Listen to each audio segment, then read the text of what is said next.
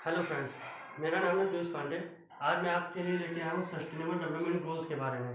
क्या होते हैं ये सस्टेनेबल डेवलपमेंट गोल्स? आइए पहले हम जानते हैं सस्टेनेबल डेवलपमेंट्स का मतलब क्या होता है। सस्टेनेबल डेवलपमेंट्स मतलब हम नेचुरल रिसोर्सेज को एक सस्टेनेबल वे में यूज़ करें, डेवलपमेंट्स करें, पर इन्वायरमेंट का भी ख्याल रखें और उसके बाद जो हमारे नेचुरल रिसोर्सेज हैं उसको इस तरह यूज़ करें कि हमारे आगे आने वाली जनरेशन्स भी उसको यूज़ कर पाए। अब इन सस्टेनेबल डेवलपमेंट गोल में टोटल 17 गोल्स रखे गए हैं। इन 17 गोल्स के अंदर ही हम 169 छोटे छोटे टारगेट रखे गए हैं। अब इन सस्टेनेबल डेवलपमेंट गोल्स को ही हम ग्लोबल गोल्स के नाम से भी जानते हैं। जब इन गोल्स को इम्प्लीमेंट करने के लिए यूनाइटेड नेशन की एक असेंबली है, मतलब यूनाइटेड नेशन की एजेंसी है, यूनाइटेड नेशन की एजेंसी है, यूनाइटेड नेशन डेवलपमेंट एजेंसी, जो इन गोल्स को वर्ल्ड में पूरा करने के लिए, इम्प्लीमेंट करने के लिए हेल्प करती है। अब आते हैं कि सस्टेनेबल डेवलपमेंट गोल्स की स्टार्टिंग कहाँ से हुई।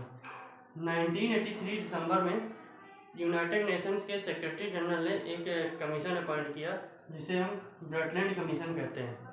इन ब्रेटलैंड कमीशन को ही पहले world commission on environment and development के नाम से भी जाना जाता था। अब 1987 में इसी ब्रेटलैंड कमीशन ने एक रिपोर्ट जारी की थी जिसे आवर कॉमन फ्यूचर के नाम से, अब इसी आवर कॉमन फ्यूचर रिपोर्ट को ही बाद में ब्रेटलैंड रिपोर्ट के नाम से जाना जाता था। अब बात करते हैं मिलेनियम डेवलपमेंट गोल्स। मिलेनियम सन 2000 में मिलेनियम समिट हुई थी। इस मिलेनियम समिट में एक मिलेनियम डिक्लेरेशन हुआ था जिसके तहत मिलेनियम डेवलपमेंट गोल्स बनाए गए थे। इन मिलेनियम डेवलपमेंट गोल्स का टारगेट 2000 से 2015 तक रखा गया था, पर ये टारगेट्स पूरा न कर पाए। इन मिलेनियम डेवलपमेंट गोल्स का टारगेट सन 2000 से 2015 रखा गया था, पर ये टारगेट्स पूरे नहीं हो पाए।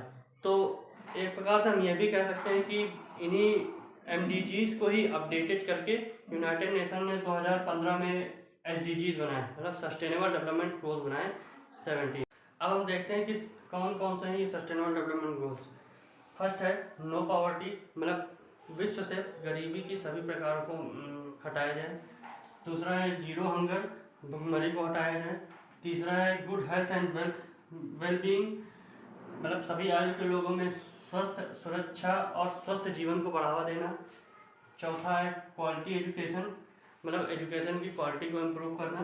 पांचवा है जेंडर इक्वालिटी, लैंगिक समानता प्राप्त करने के साथ महिलाओं और लड़कियों को सशक्त बनाना।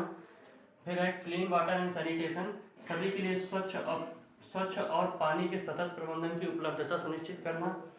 फिर है अफोर्डेबल एंड क्लीन एनर्जी, मतलब कि विश्वसनीय और आधुनिक ऊर्जा सब तक पहुंचाना।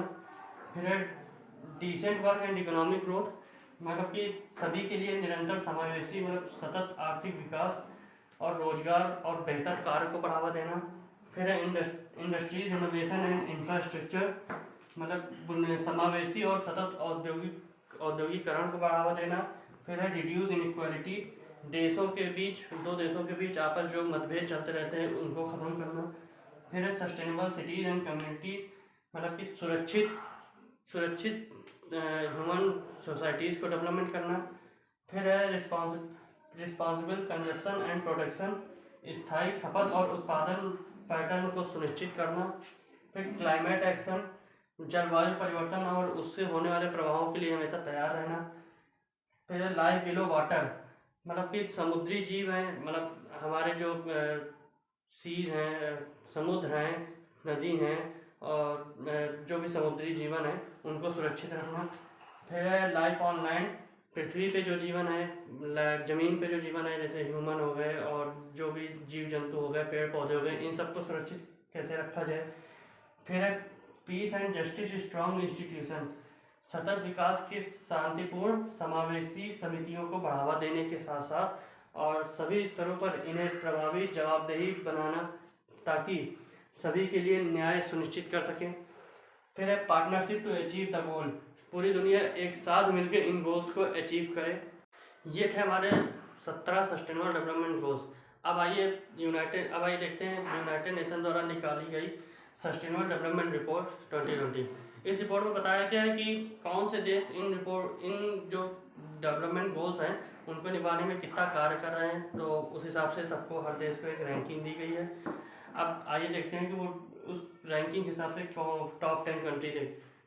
पहले नंबर पे है स्वीडन, दूसरे पे है डेनमार्क, तीसरे पे है फिनलैंड, चौथे पे है फ्रांस, पाँचवें पे है जर्मनी, छठे पे है नॉर्वे, सेवन्थ पे है ऑस्ट्रिया, एट्थ पे है चीज रिपब्लिक, नाइन्थ पे है नीदरलैंड एंड 10वें नंबर पे एस्टोनिया। अब इंडिया की बात करें, इंडिया टोटल में 117 रैंक पे रहा, 170वीं रैंक पे रहा। अब अपने अगर पड़ोसियों की बात करें तो नेपाल 96 नंबर पे रहा, श्रीलंका 94 पे नंबर रहा, चाइना 48 पे रहा, भूटान 80 पे रहा एंड अपना प्यारा ये बिगड़ा बच्चा पाकिस्तान 134 पे रहा। ये थे हमारे सस्टेनेबल डेवलपमेंट गोल्स के बारे में, और सस्टेनेबल डेवलपमेंट इंडेक्स में जो भी टॉप 10 कंट्रीज आई, अपना इंडिया किस रैंक पे रहा, इन सब के बारे में। आई होप आपको ये वीडियो बहुत ही हेल्पफुल रहेगा। और मुझे इस समय एक इंटरेस्टिंग फैक्ट और याद आ रहा है भूटान के बारे में। भूटान वर्ल्ड का एक लौता ऐसा कंट्री है जो कार्बन निगेटिव कंट्री है, मतलब कि जितना कार्बन प्रोड्यूस करता है उससे ज़्यादा कार्बन ये रिड्यूस कर जाता है, मतलब कि जितना कार्बन ये पैदा करता है उससे ज़्यादा ये कार्बन को खत्म भी कर देता है। तो ये दुनिया का एक लौता ऐसा कंट्री है जो कार्बन निगेटिव कंट्री है।